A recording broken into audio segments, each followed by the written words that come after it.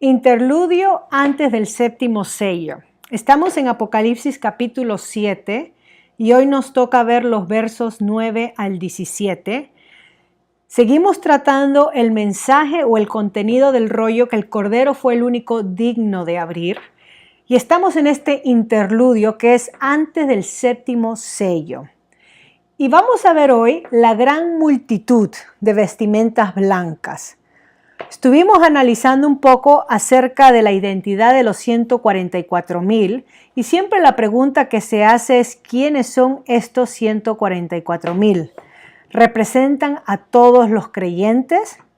Porque claves que hemos visto de la descripción de estos 144,000 vemos que han sido sellados o protegidos del juicio de Dios. Antes de que sucedan, Dios llama a que sean sellados y se les llama sus siervos. En otras partes del Apocalipsis, la palabra siervo representan todos los creyentes o testigos de Cristo.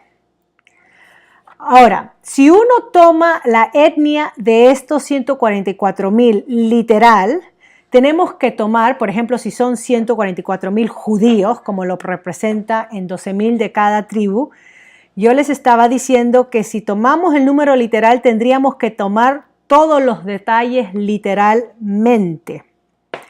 Pero si estos siervos representan todos los creyentes o el número total de los que van a ser salvos a través de la historia, todo creyente va a pasar por sufrimiento o por plaga o por persecución de parte de los incrédulos cuando son hostiles al mensaje del Evangelio. Entonces podemos ver que está hablando no solamente de judíos, pero también de gentiles. Otra manera de verlo quizás para resolver este problema de los 144,000 es que si estos 144,000 son los creyentes judíos, podemos concluir entonces que la gran multitud que se nos va a describir ahora venía o viene de toda etnia o grupo multicultural. Y al final, cuando tomamos los 144,000, el símbolo completo de los judíos creyentes, con la gran multitud de todo creyente gentil de toda etnia, tomamos esas dos imágenes, vemos que representa al verdadero Israel o la iglesia creyente, ¿no? Al pueblo creyente de Dios, hecho tanto de judíos creyentes, como la primera parte, 144,000, como gentiles, conformado por esta gran multitud. Y yo creo que eso encaja mejor para poder entender esto de los 144,000. También les mencioné un detalle que en Números capítulo, el libro de Números habla sobre el listado que se debía de sacar para la guerra y tenía que ser un número exacto. Yo lo puse en sus notas, Números capítulos 31, versículo 4 al 6 y Primera de Crónicas 27, del 1 al 5. En esos pasajes se pedía un igual número de hombres por cada tribu. Y fíjense el número curiosamente. Si me permiten leer el pasaje porque es importante. Números capítulo 31, vamos a ir al Antiguo Testamento. Y la razón por la cual estamos yendo al Antiguo Testamento pues, es porque cuando empezamos a estudiar el libro del Apocalipsis, una de las cosas que definimos era que Juan usa imágenes del Antiguo Testamento para poder armar el mensaje que él recibió de Jesucristo para la iglesia, tanto de su época, de su tiempo, del primer siglo, como la iglesia durante los siglos y nuestro siglo, ¿no? Llegamos a nuestro siglo y hasta el final de los tiempos. Pero miren lo que dice Números 31, del 4 al 6. Miren esta figura interesante. Yo estoy leyendo de la versión Nueva Internacional, versículo 4 al 6 del libro de Números. Que cada uno de las tribus de Israel envíe 1,000 hombres a la guerra. Los escuadrones de Israel proveyeron 1,000 hombres por cada tribu, con lo que se reunieron 12,000 hombres armados para la guerra. Moisés envió a la guerra a los 1,000 hombres de cada tribu. Con ellos iba Finés, hijo del sacerdote Eleazar, quien tenía a su cargo los utensilios del santuario y las trompetas que darían la señal del ataque. 1,000 por cada tribu, 12,000 en total. Nosotros vimos que el 12,000 era el número que Dios usa para la organización y es un número completo. Y acá vemos que son 12,000 de cada tribu que van a la guerra. O sea, son 1,000 por 12, ¿no? 12,000 de cada tribu, un número completo. Pero no estamos hablando ya de los hombres, el ejército de Israel que iba a tomar la tierra, a posesionar la tierra y a sacarse a sus enemigos que estaban alrededor. Estamos hablando acá del ejército espiritual de Dios. Y el capítulo 14 lo va a describir sobre este ejército de los 144,000. ¿Okay? Va a hablar. Entonces, son protegidos del juicio de Dios. Ese es algo interesante que sacamos de esta gran multitud. ¿Okay?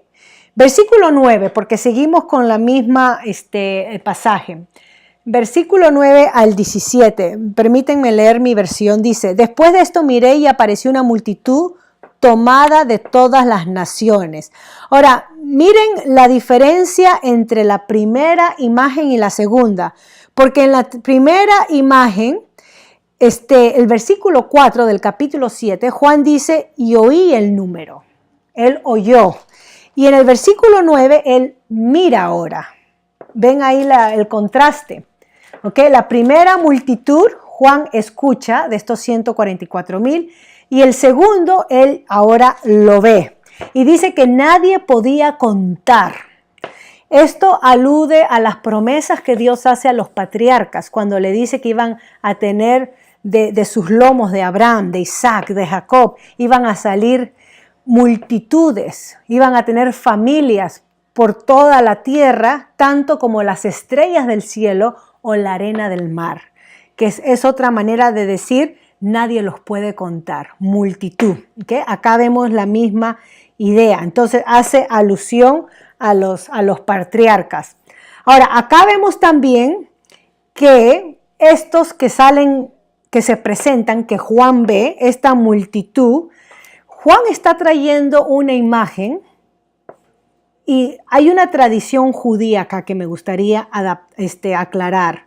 Y la pregunta viene de uno de los libros de los judíos, ¿ok? De los libros que salen que no son formados del canón o reconocidos, como Segunda de Enoc o Segunda de Esdras. Pero para no confundirles, el lenguaje que usaban los judíos para hablar de los últimos tiempos, hablaban de multitudes, ejércitos, que Dios usaba para poder tener acá en la tierra, poder gobernar acá en la tierra, como un ejército espiritual de los últimos tiempos. Y Juan toma esa idea común en el judaísmo para hablar del ejército espiritual de Dios. Entonces, en un sentido, Juan está diciendo, todos nosotros, los creyentes, somos un ejército de Dios en los últimos tiempos y vencemos a nuestros enemigos, no asesinándolos, no pagando mal por mal, pero a través del martirio. La muerte viene a ser la puerta de oportunidad para pasar a la misma presencia de Dios. Si el enemigo del pueblo de Dios trata de vencer a los hijos de Dios o a los creyentes matándolos, eliminando, el mensaje de Dios o la perspectiva de Dios es que ellos no los están matando, los están trayendo a mi presencia. Ustedes no dejan de existir, viven eternamente y para siempre. Así que no es que buscamos la muerte, pero el sufrir a manos de otro es una bendición porque automáticamente pasamos a la presencia del Señor. Entonces, en ese sentido, los creyentes mártires, por el testimonio de Jesucristo, no por otra cosa, es como su Señor, que la figura que se dio en el capítulo 5, versículos 5 al 6, sobre la figura del Cordero inmolado, traspasado por nuestros pecados. Ok, miremos a esta multitud incontable que hace eco a las promesas de los patriarcas. Eso ustedes lo pueden ver en Génesis 13, 16 o 15, 5, 32, 12. Eso está en sus notas. Pero a diferencia de Génesis, esta multitud, mira lo que dice. Versículo 9. Multitud tomada de todas las naciones, tribus, pueblos y lenguas.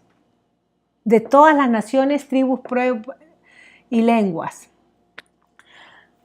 Esto es maravillosamente algo sorprendente que Dios a través de Juan o nuestro Señor Jesucristo está revelando, que ahora en esta promesa que Dios le dio a los patriarcas, si ustedes se recuerdan, una de las promesas que Dios le dio a Abraham, aparte de vas a tener un hijo, vas a tener tierra, vas a tener una gran multitud de gente o familia, vas a ser el padre de nación, de una gran nación que es el nombre Abraham, le dijo, y en ti serán benditas todas las familias de la tierra.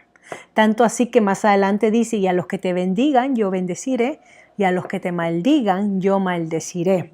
Y acá vemos cómo en la fe que Abraham tenía en su Dios, porque Abraham fue justificado por su fe, según el libro de Romanos 5, Dios entonces bendice a las familias de la tierra trayendo a otros a la fe de Abraham o a la fe de Cristo Jesús, como el Padre Abraham, haciendo Dios asequible su mensaje de salvación a través de la fe, como la que tuvo Abraham, a todas las naciones, ya no a un pueblo como Israel solamente, pero el mensaje de salvación queda abierto a todos. Y como queda abierto a todos, la gente responde en fe como Abraham, y estos son contados en la gran multitud que es bendecida bajo la bendición del patriarca. Ahora, nosotros que somos parte de los gentiles, que hemos venido a ser parte de este pueblo de Dios y seguimos el ejemplo de Abraham, hemos sido bendecidos en Cristo Jesús, ¿no? Es lo que nos dice Efesios y Colosenses. En Cristo Jesús se han cumplido las promesas de Dios. En Cristo Jesús es un sí para nosotros.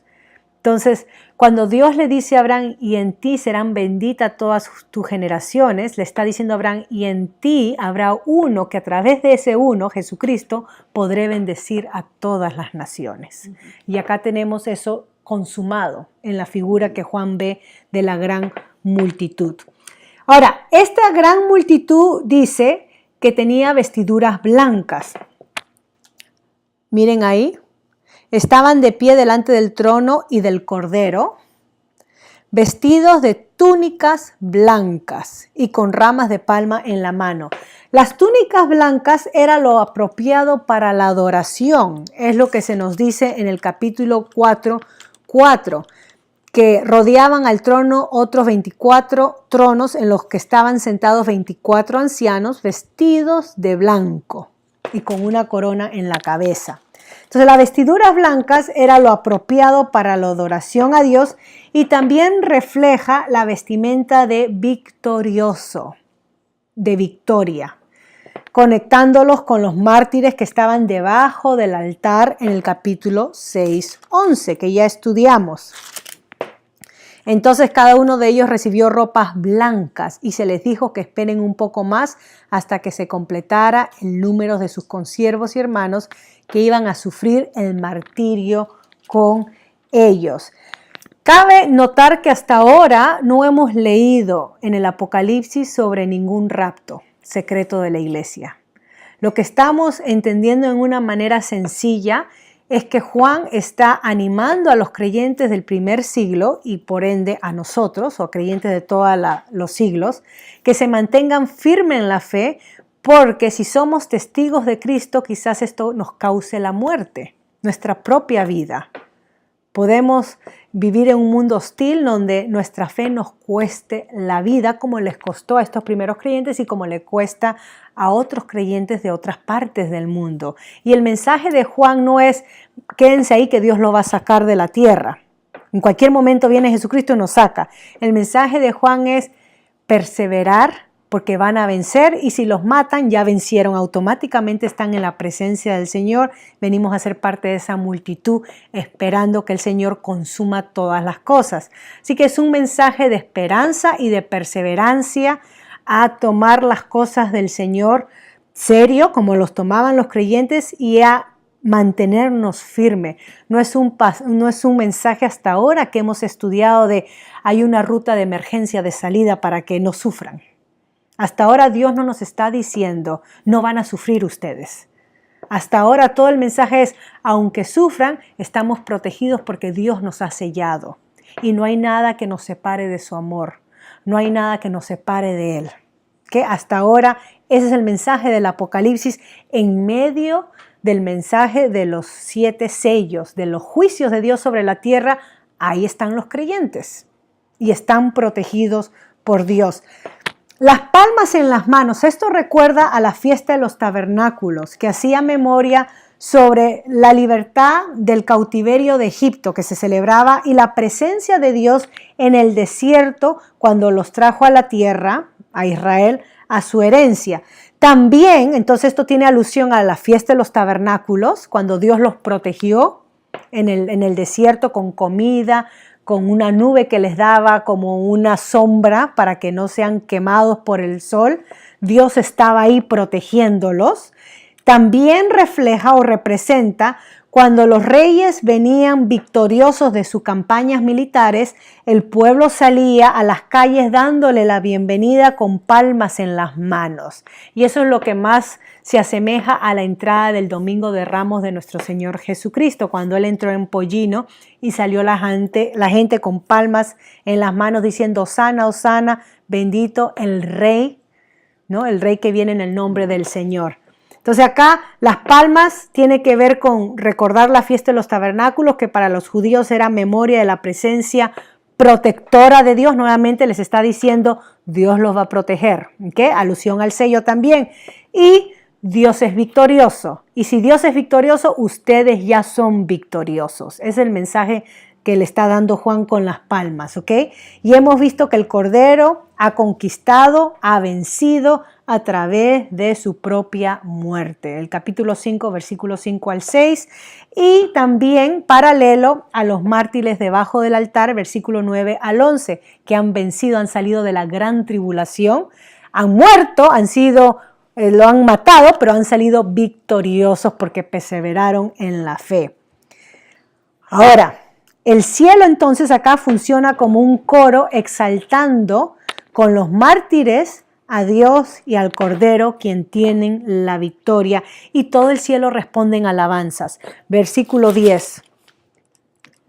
Gritaban a gran voz, la salvación viene de nuestro Dios, que está sentado en el trono, y del Cordero. Énfasis en la soberanía y en la autoridad de Jesucristo. Énfasis, ¿ok? Todos los ángeles que estaban al pie alrededor del trono es lo mismo que vimos en el capítulo 4 y 5, la misma imagen. Y en el capítulo 1, miren que Juan nos está nuevamente repitiendo esa imagen de los ancianos y de los 4 seres vivientes que ya hemos visto, o sea que representan toda la creación, se postraron rostro en tierra delante del trono y adoraron a Dios, porque solamente Dios es digno de recibir toda adoración. Amén. La alabanza, la gloria, la sabiduría, la acción de gracias, la honra, el poder y la fortaleza son de nuestro Dios por los siglos de los siglos. Amén. Entonces acá tenemos las alabanzas que solamente Dios se merece. ¿Okay? Todo el cielo responde con alabanzas. Versículo 13. Esto es algo similar a literatura apocalíptica, donde el mensajero, que generalmente es un ángel, le muestra una visión y le interpreta la visión. Esto es algo común, también sucede en el libro de Daniel o Ezequiel, donde se le presenta la visión y el ángel interpreta, el mensajero interpreta. Versículo 13, acá tenemos un diálogo. Entonces uno de los ancianos me preguntó, esos que están vestidos de blanco, ¿quiénes son y de dónde vienen? ¿Okay?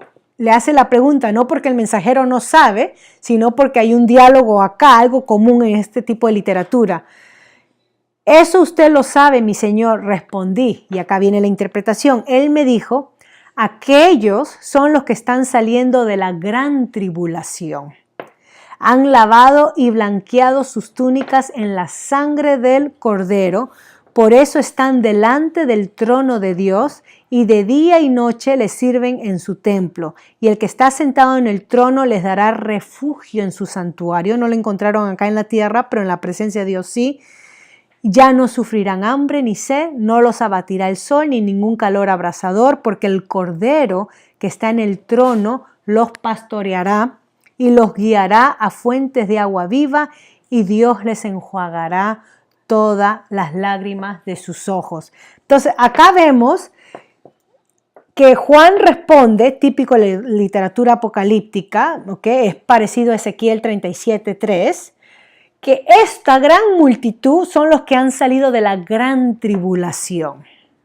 Recuerden que habían los mártires debajo del altar en el capítulo 6 preguntando: ¿hasta cuándo, Señor, no vas a vindicar nuestra sangre? ¿Hasta cuándo?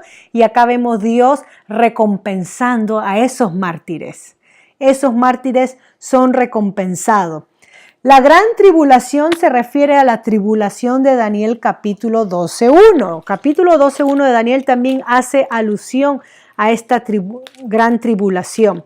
Si me permiten leer, yo siempre desde el principio les dije que leamos el libro de Daniel como un paralelo al Apocalipsis porque se usan las imágenes. Daniel 12:1 dice: entonces se levantará Miguel, el gran príncipe protector de tu pueblo, este es Israel. Habrá un periodo de angustia que no lo había jamás desde que las naciones existen. Serán salvados los de tu pueblo cuyo nombre se haya anotado en el libro. Los que son salvos son los que están inscritos en el libro de la tierra.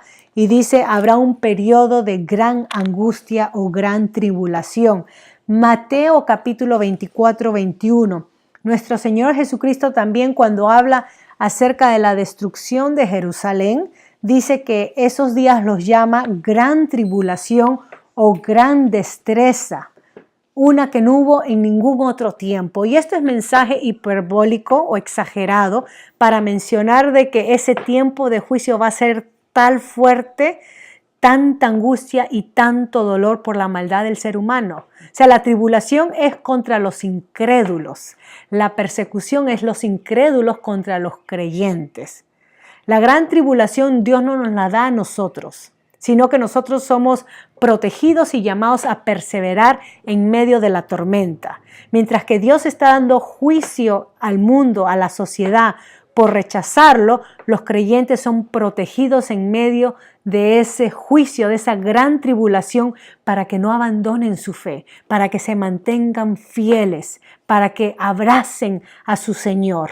Y si mueren en ese tiempo, están salvos, están seguros, tienen el refugio directo de Dios.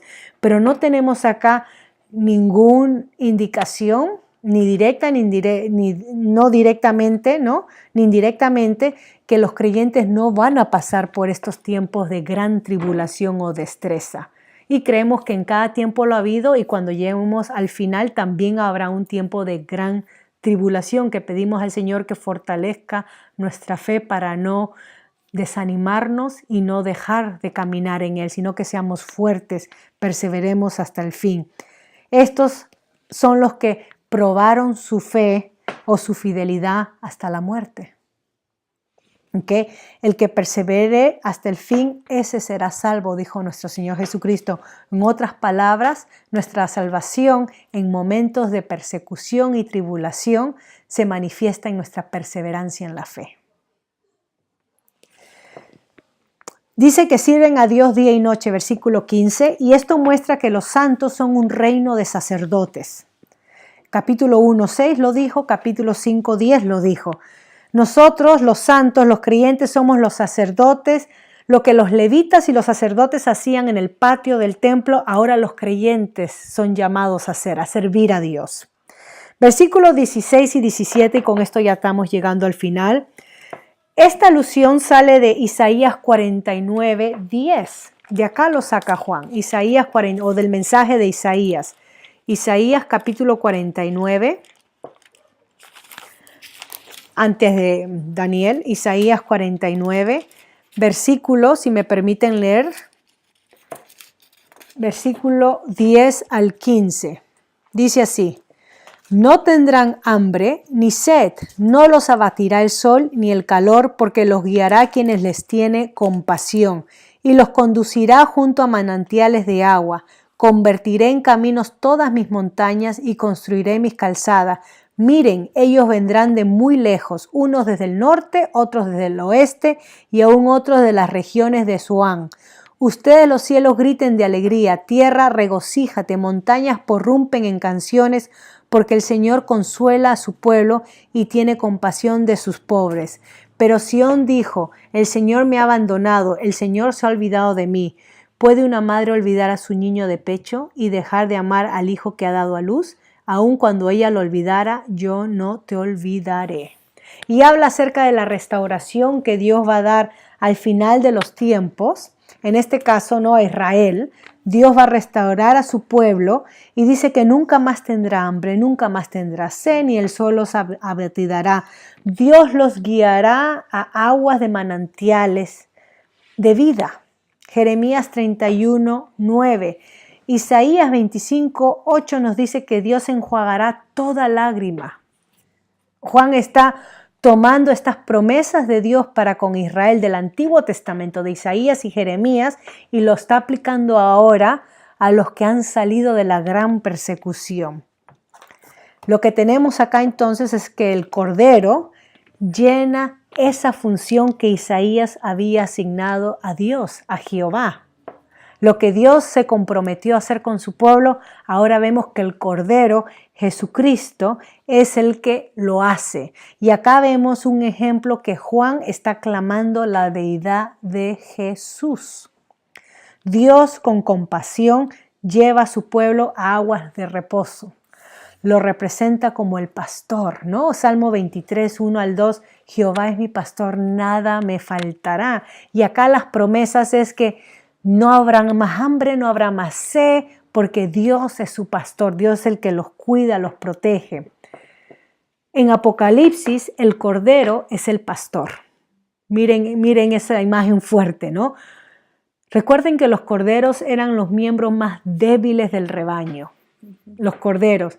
Pero Jesús es el pastor porque fue el cordero inmolado por su pueblo. Es como presentó la imagen del capítulo 5, Isaías 40, 10. ¿Okay? Y a través de esa debilidad mortal de nuestro Señor Jesucristo fue el conducto del poder de Dios para salvarnos, a través de la debilidad, cosa que las potestades de este mundo no entienden. 2 Corintios 3, 14. Termino. Dios prometió entonces al final todo dolor no habrá, ¿okay?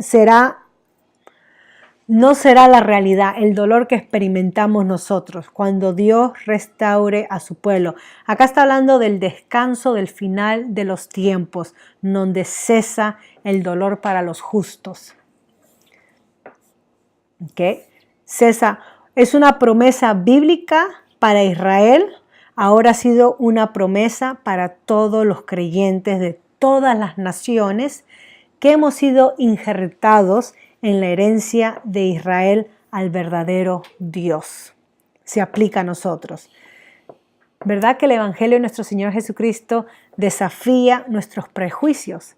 Porque es para todos y debe ser accesible a todos. Estaba escuchando un testimonio de un hombre que era un ex musulmán y él dijo que cuando él estaba estudiando en la universidad, los creyentes que había en la clase no compartieron el Evangelio con él. Solamente una muchacha le dijo, ¿conoces a Jesús? Y le compartió el Evangelio. Y él concluye, él después se convierte por el testimonio de un creyente que llega a ser su mejor amigo. Él concluye, si los creyentes no me hablan del Evangelio de salvación de Jesucristo, hay dos cosas. Una, o no creen en el Evangelio, dicen ser creyentes pero no creen, o dos, no me aman. Y eso nos hace pensar, porque si yo no comparto el Evangelio de Jesucristo, tengo que concluir dos cosas. O yo no creo en el Evangelio de Jesucristo, ¿para qué incomodar a otros con un mensaje que prenda la televisión y lo escuche, o ya ellos? O yo no estoy siguiendo el mandamiento de Jesucristo que dijo, así como yo os he amado, ámense unos a otros. O yo no amo a la gente. Entonces, ¿cuál es cuando yo no comparto el Evangelio? Y acá entonces vemos esta gran multitud de creyentes de toda nación y toda etnia. Chinos, latinos, eslavos, polacos, rusos, de todas partes. Esto también me hizo pensar otra cosa. Nosotros tenemos una iglesia hispanohablante y en nuestra iglesia llegan gente de toda Latinoamérica, ¿no? Puede venir hasta de España. Porque el Evangelio nos une. El Evangelio nos une. Pero no debemos de quedarnos ahí en nuestra iglesia hispanohablante. Debemos también movernos a tener compañerismo con creyentes de otras etnias. Porque muchas veces nos quedamos muy cómodos en nuestro grupito que solamente habla español y no compartimos con otros creyentes de otro país. El modelo bíblico es que la iglesia de Cristo viene de toda etnia y no se limita a un grupo local. Así que cuando tengamos oportunidad de compartir con otros creyentes que sean de otros países, hagámoslo, porque eso es una representación más realista de lo que es el cielo que solamente el grupo de latinos reunidos. Acá nos dice con esta gran multitud, no nos dice solamente los latinos, nos dice toda etnia, todo grupo, toda tribu. Así que nosotros debemos de ser abiertos de que si llega gente que no habla español, quizás entonces empezar a hablar Spanglish o conectarnos con la iglesia en inglés, porque somos hermanos al final. La gran multitud, porque al final vemos que no se trata de nuestros intereses o conveniencias, porque acá el que recibe toda honra, adoración y servicio es Dios y el Cordero. De ellos se tratan, de que Dios reciba toda adoración, toda devoción y todo servicio. No se trata de preferencias ni de quién adora o cómo se adora. Voy a parar acá. La próxima semana empezamos con el capítulo 8, que vamos a ver el séptimo sello. Y miren cómo el séptimo sello abre otra puerta. ¿Okay? Este séptimo sello va a abrir otra puerta. Y lean, por favor, en adelante. Voy a parar acá.